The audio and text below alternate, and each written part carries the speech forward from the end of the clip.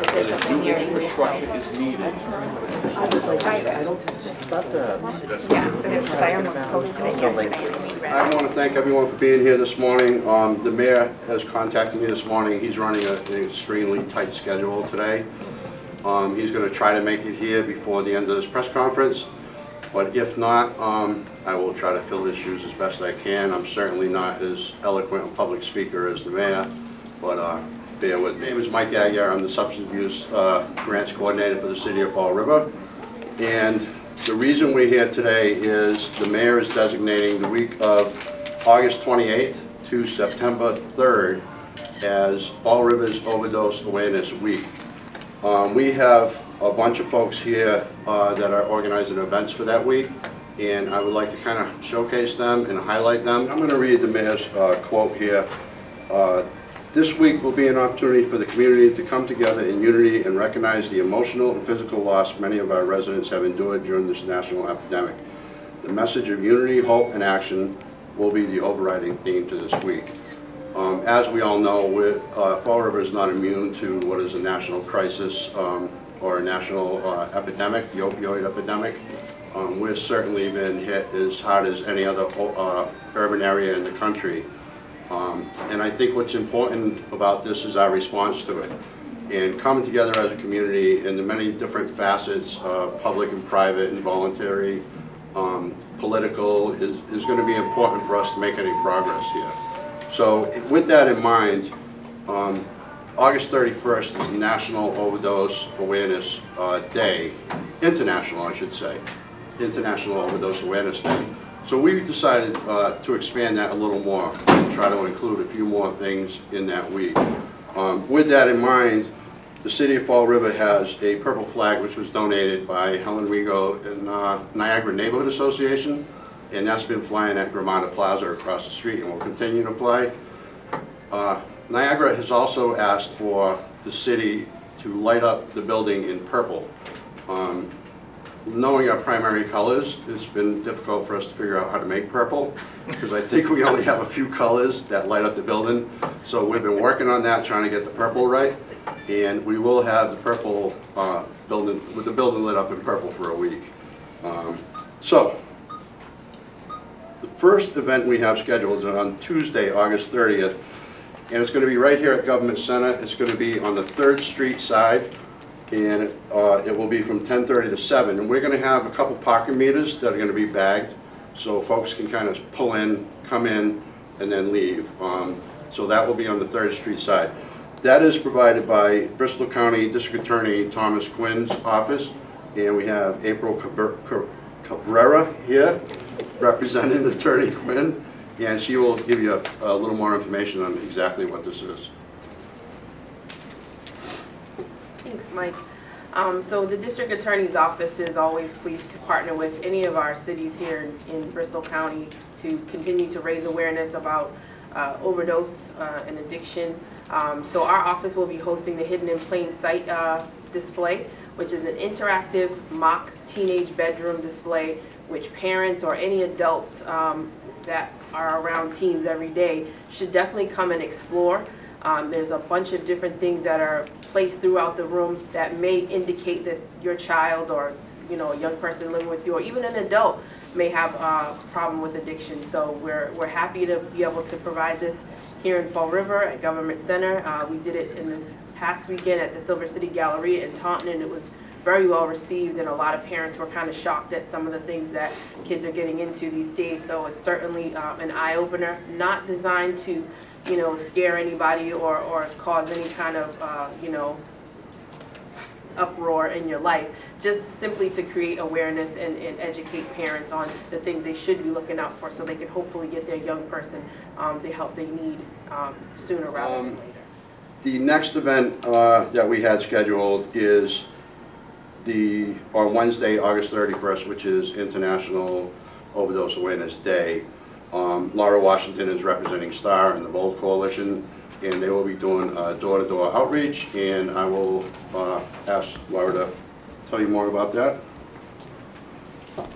So we're working with our community partners in the City of Fall River to go out into the community in teams of volunteers to do resources. So we have created resource door hangers to put on neighborhoods and hang on their door with all of the resources where people can access Narcan, where people can get information if families are suffering with a loved one, and where they can get support groups. The information varies from different types of treatments, outpatient to inpatient, and it gives us an opportunity to show that the community that there are a lot of us out there, a lot of us doing this work, and that people don't have to suffer in shame. We're hoping to have 150 volunteers. We're looking very close to that. Everybody's going to be wearing purple shirts, so if you see large groups of people in purple shirts on the 31st, you know that that is us. Each group is going to have a therapist out there in case someone is in crisis and needs help, and they can be shown how to get treatment immediately, or at least someone to talk to. So that is going to be on the 1st. We're very excited to be doing that, and working with our community partners in the city. The other part of that is at 7 o'clock is going to be a candlelight vigil here at Government Center on South Main Street side, and that's being organized by Recover Fall River, and we have Laurie Godwin here representing that group, and she can speak a little more about that. Thank you, Mike, for including us. Good morning. I'm here representing Recover Fall River. I am also speaking here because I'm an addict's mom. Recover Fall River is a new independent grassroots organization formed by members of the community who have been directly affected by the opioid epidemic. Our mission is twofold. First, we are working to lift the stigma of addiction. We believe that those struggling with addiction and their loved ones are much more likely to seek help if they are not being shamed by their families, friends, and communities. One of the ways we intend to address the issue of stigma is by holding public events such as the vigil that Mike mentioned and that I will speak about in a minute. The second part of our mission revolves around improving access to quality services. Despite what the public may have heard, there's not enough help available for all those who want it. On most days across the Commonwealth of Massachusetts, people are turned away because there's a lack of detox beds. If and when a person completes detox, they are often discharged 3 to 7 days later because of a shortage of residential treatment beds. Overdose is now the leading cause of death for our young people. We need to come together, citizens, agencies, and government. We need to do our part to turn the tide. Please follow us on Facebook and become part of our movement. Getting back to the event, as you have heard, August 31st is International Overdose Awareness Day. Vigils will be held across the country, and Fall River will host what I think is its first overdose awareness vigil. We at Recover Fall River and all the other agencies, organizations, and individuals in the city urge everyone in the community to join us next Wednesday evening, 7 o'clock, outside of Government Center on the Main Street side, to remember those who have been lost to overdose and to offer hope and healing to loved ones and to those who are still struggling. Thank you. Thank you, Laurie. Thank you, Laurie. The Substance Abuse Task Force, which is a part of Partners for Health in the Community, has another event scheduled for 7:30 to 8:30, and their representative was not able to make it this morning, but Laura Washington is going to speak on their behalf. The Partnership Substance Abuse Task Force, along with Stewart Healthcare and South Coast Healthcare, have organized an event and are working with the Catholic Diocese in Fall River, and they're going to be doing a procession following the vigil here at the Government Center. They're going to do a candlelight walk to St. Anne's Church, followed by a prayer with one of the priests at the church. They're working on getting the church bells to ring right now throughout the community for everyone that has lost a life to an overdose within the past year. And so that has been diligently being worked on by that group. It's unfortunate that they were busy, they couldn't be here today, but it's just going to give dignity to the families of people that have lost someone to an overdose.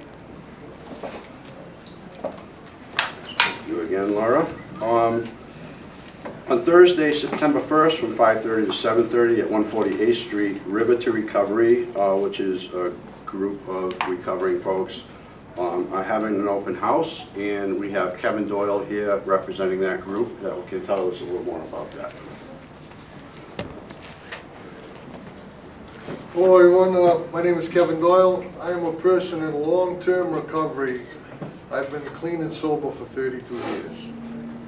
I'm also a licensed drug and alcohol counselor. I worked in the field and at many of the local treatment centers.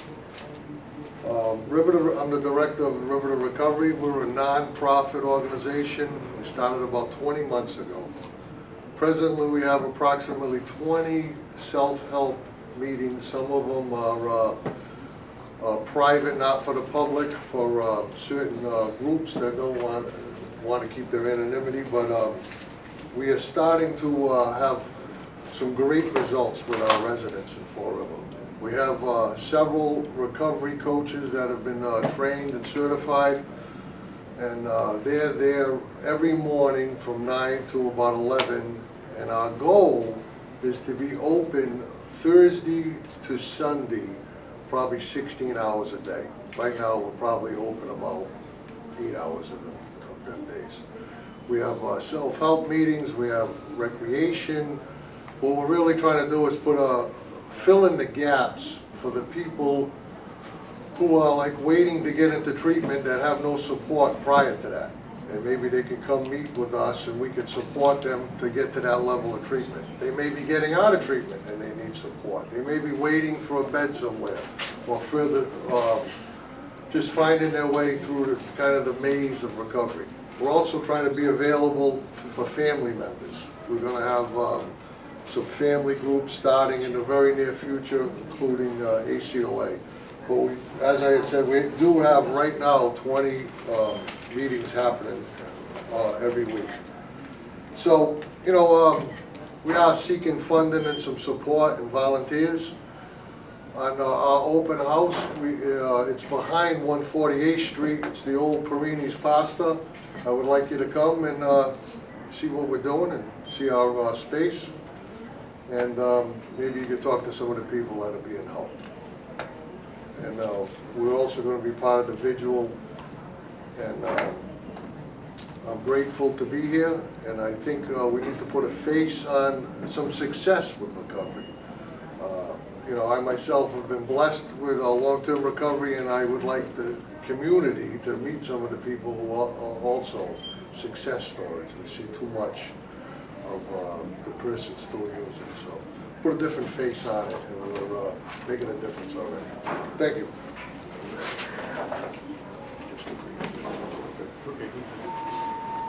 Thank you very much, Kevin. As you can see, we have a pretty diverse group of people, a parent that's struggling with the issue, people that are in recovery, who I think are going to be a key to turning the tide here. I think if we look at the long history of Fall River, we have lots of folks here with long-term recovery that we need to utilize in mobilizing. Kevin's doing a fantastic job with that, and that's just an important piece for us. We're also very fortunate today to have Senator Mike Rodrigues here. He's been working diligently with us for so long already, and we're very fortunate to have him as our state senator. So if you'd like to say, oh, I didn't see you. You snuck in on me. You snuck in. I got to you. Yeah. We're very fortunate to have him, and he's going to say a few words. Thank you, Mike. Good morning, everyone. First of all, let me say, express my appreciation to the mayor for organizing this press conference to highlight and to raise the awareness of all these tremendous community-based organizations that are working together on an issue that has affected so many lives throughout the South Coast. I can tell you that in my office, not a week goes by where I don't have 2, 3, 4 family members calling our office to ask, where do we go for help? How can we help our loved one, our family member that's struggling with addiction?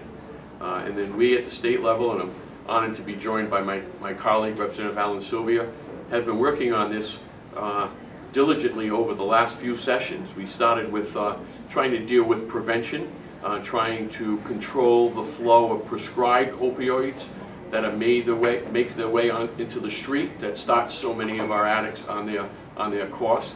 And this year in the budget, we focused a lot, even in this tough fiscal year, in the budget, we increased by over $28 million the allocation for more beds. We heard how important it is. You know, detox is 5-6 days in a detox. You just can't open the door and just allow these individuals back out on the street. They really need to have long-term step-down treatment. We require that insurance companies pay up to 10 days of step-down treatment post-detox. That's still not enough. But one of the problems is, as we've heard, there's not enough beds. There's just not enough room for all these people that want to get help, and the help is not there for them. So we're working together. Thank you. I can't appreciate and express enough how much that, you know, we all have to work together in a multifaceted approach to deal with this opioid scourge. So once again, my hats off to the mayor. I understand how busy he is, but for him to take the time and make it a priority to organize this event means a lot. Thank you.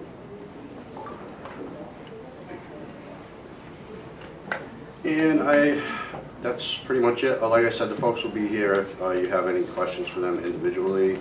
And again, on behalf of Mayor Carrera, I thank you all for being here today. And I want to just leave you with something. Many years ago, I had this plaque on my wall, and I don't know what happened to it, and my office changes. But it said, miracles can happen as long as no one wants to take the credit for it. And I truly believe that. I've always believed that, and I'll continue to believe that. So have a good day, folks. Thank you. Thank you. Good job, Michael. Thank you. Good job.